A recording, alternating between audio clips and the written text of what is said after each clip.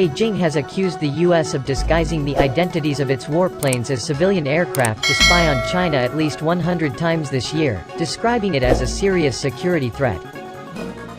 It's a common trick for the U.S. Air Force to impersonate the transponder code of civilian aircraft from other countries. It is of a vile nature, Chinese Foreign Ministry spokesman Wang Wenbin said earlier this week. We urge the U.S. to immediately stop such dangerous provocations, to avoid accidents from happening in the sea and air. Wang described Chinese records of American spy plane activity in the area as incomplete.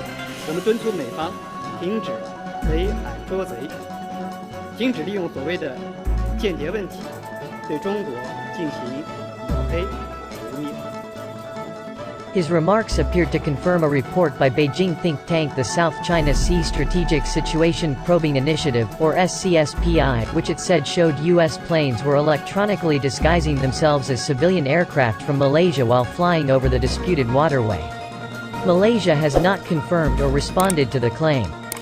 According to the SCSPI, which monitors activity in the South China Sea, between September 8 to 10 U.S. spy planes disguised as Malaysian aircraft flew over the disputed Paracel Islands as well as the sensitive Taiwan Strait and the Yellow Sea near the Chinese coast, basing its conclusions on open-source aviation responder records. This undoubtedly added up to great risk and uncertainty to international flight safety, which could lead to misjudgment by ground air defense systems, and probably bring danger to civilian aircraft, especially those being impersonated, the think tank said in its report. Last month a source told the South China Morning Post that a US E-8C spy plane had initially been identified as a commercial airliner until it flew near the province of Guangdong on the southern Chinese coast. The U.S. Air Force, which has stepped up its activities in the South China Sea in recent months, uses commercial aircraft platforms for several of its planes. The RC-135 is based on a Boeing 707 which allows them to take civilian cover. The SCSPI report said over 3 straight days in September it recorded the disappearance of reconnaissance planes soon after they left U.S. airbases in Okinawa and Guam. Later, at the same heights and flight paths, aircraft with codes identifying them as Malaysian flew in suspicious patterns or to destinations not usually associated with civilian routes, it said.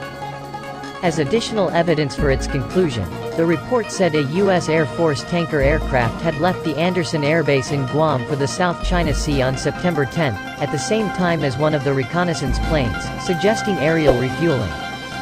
In late August, SCSPI also used open-source aircraft identification information to claim a US EP-3E reconnaissance aircraft may have landed in Taiwan. This was later denied by Taiwanese authorities as totally against the facts. SCSPI said the U.S. Air Force had a track record of changing transponder numbers on its aircraft to those of civilian planes for undercover reconnaissance in places like Iran or Venezuela.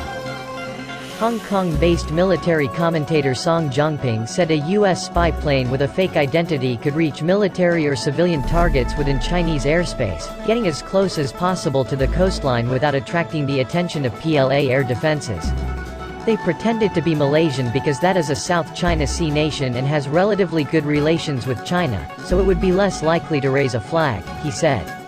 Song said disguising warplanes as civilian aircraft not only violated the Convention on International Civil Aviation, but also the China-US Code of Safe Conduct on Naval and Air Force Encounters, signed in 2014. This shows how much the U.S. Armed Forces are keen to know the PLA's deployment and are preparing for potential military actions, he said. Earlier last month, a U.S. surveillance plane flew into a declared no-fly zone over a Chinese military exercise in the Yellow Sea, prompting a protest from China's defense ministry.